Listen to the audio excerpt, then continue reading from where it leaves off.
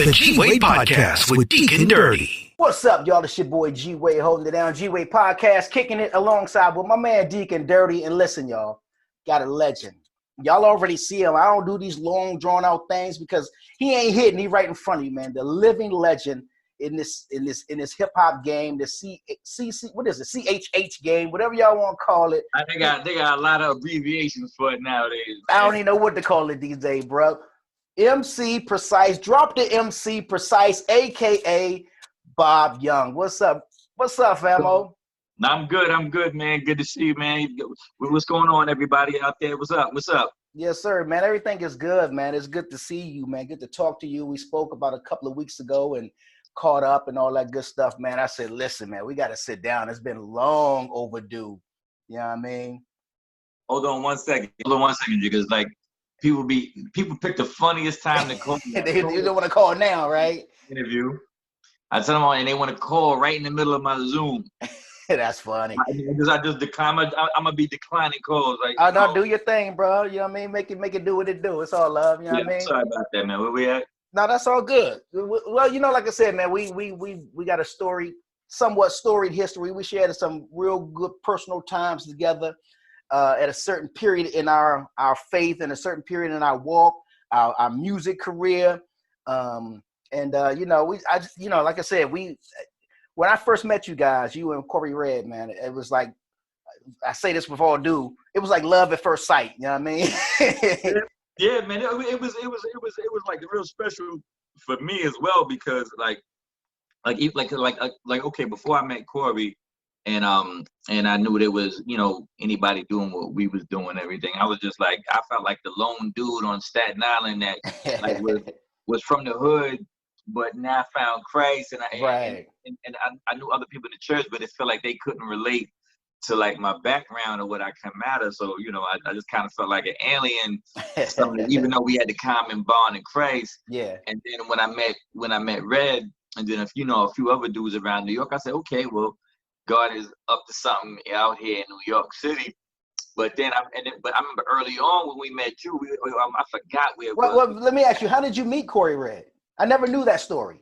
You know, well, you know, like I first I had got saved. I don't know for people that don't know, like I had like a music deal on the table. And when I had got saved, I was just like, you know what, I don't know if this is really the route I'm supposed to run right now. So I just prayed, like, if this ain't it, let it just let everything come tumbling down, and it did. Okay. So I was like, I took that. I kind of took that as like I wasn't supposed to just rhyme at all. You know what I mean? So I just kind of left it together all together. Was trying to get to know, you know, the God that that just had saved my life. But along the way, I kept feeling like the urge to start, messing with the music and everything. And so I thought it was like temptation coming, try to pull me back into a prior lifestyle or whatever. So I was fighting it until it became undeniable. The pull was so strong. So I just prayed. I said, well, Lord, I felt like this is you trying to push me to do this. Mm-hmm. But at that point, up until that point, remember, this is, we talking about prior internet, prior Facebook. Right. So I had never seen anyone doing nothing like this before. Mm-hmm. So I'm like, where people could rap for God? I remember the only other experience I had with somebody trying to rap for God, I think when I was younger. Okay. Mom's was trying to like reach my soul and everything. So she came to the church with like a tape. And she told me, oh, I played this. She was like, oh, Rob, this is for you. Somebody in here. And it was on a tape, a cassette. A cassette joint. So, like, somebody rapping for God on there and everything. I was like, word? So, man, this was when I was real younger. You remember who it was? Man, I want even if I did, I wouldn't say I want the person to feel bad, whoever they was. I got you. Living, you know what I mean? Right.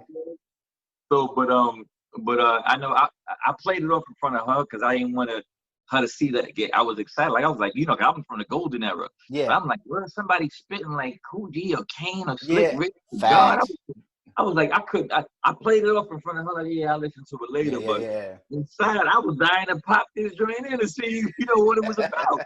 Yeah. So when she went out the house, that's the first thing I did. I cracked it open. I popped in. I hit play, expecting looking for the production, looking for the lyrics and everything. And the dude was just like simply saying like I kid you not. And I'm not saying this if he's still around. I'm not saying there's no disrespect, Yes, but sir. but it's probably he looked like he was an older brother, so it's probably for his time. But the brother it came on, the beat was like doom doom doom doom doom doom doom doom, right? And the dude jumped on, he was like, a rapper for Jesus to the beat, you know what I mean? Wow, yeah. So I didn't even let it go like a minute. I just hit stop. 10 seconds and you was out. You know what I'm saying? And it's not that I didn't, I just felt like, okay, what I know, what I like about hip hop, I just thought it wasn't possible. Yeah. It wasn't possible. So when I felt the urge to do it, my fear was like, yo, I can't be sounding like that tape that I heard before. Is this so what we doing out here? You know what I'm saying? So when I really went to my prayer closet, I was like, Lord, if you really pushing me to do this, like you guys just confirmed to me this is you, number one. And right. I can say anything. I just don't want to be whack. Please don't make me look whack out here, you know? Right. So that and then but like and through different things I come to see that he really wanted me to do it. So like I think like my friends that I used to hang out with, they thought I was crazy at first, but I would just jump. Back in the day it was back in the days it was different. It wasn't like post your song on it. It was like there's a cipher over there. Go and jump in that joint, right? Yeah. So I see the cipher, I jump like yo. I start rhyming for God, and then dudes want to either listen or argue or fuss or fight or whatever. This was those days. Yeah, right. So that was my like initiation into the whole thing, and then while we was going around the city at the same time we was going around the city, I didn't know Red was making his rounds. Okay. I'm from Staten Island, Red from the Bronx. From the Bronx, right? Yeah. Opposite sides of the city. So I was hearing about him, and he was hearing about me, but I was like, we was both with the same mindset, he was like, somebody out in Staten Island rapping for God, yeah, that's cool. And I was like, oh yeah, there's a dude up in the Bronx, that's cool, like, but I got to focus on this. And so we didn't really seek out to meet each other, nothing like that. It was only to a pastor that was out in Brooklyn, and he was, he had a real heartbeat for the lost. He was like, a big shout out to Pastor Omar too, for those who know from Coney Island, Brooklyn. They was really Pastor O, he was really about trying to get out the four walls and really, he would set up stuff right in the rec room in the projects out there in Brooklyn. Yeah. Or right in the park, everybody rolling up to get blunted. He like, you know what? He gonna take that money. He gonna rent a stage. He gonna put it out there like in the way it's supposed to be done with. And those days, I go someplace, people trying to get me to get on a karaoke machine and go forward, you know what I mean? Hold the mic up to a speaker. But he really was one of the first persons that I could say that caught the vision and was like, we need to put them out there just like, them other dudes is. Right. Yeah, he was doing something on this park, and it was real in that park. And he had invited me and my brother. I don't know. I used to rap with a dude named Steve. They called him Soldier. We had a group called the Swordsmen. Okay. Me and him first. That was like before me and Red had started rocking. Okay. So he invited us out there and a few other brothers, and he invited Red out there too. So that was the first time me and Red actually met, like on the battlefield. Like right. And it was just something about him. It was like, and he felt the same way later on. He would tell me something about it. We was building the van on the way to the place, and I was like, Red is you have to really eyeball Red at first. Like, exactly. Like, what's up with you, brother? You got to see how, because he's too authentic, bro. Yeah. I'm like, he got that look. Red guy. He think. Do you think he I don't got that look no more? No, you still do. You still got that look, bro. Like, don't come this way, fam.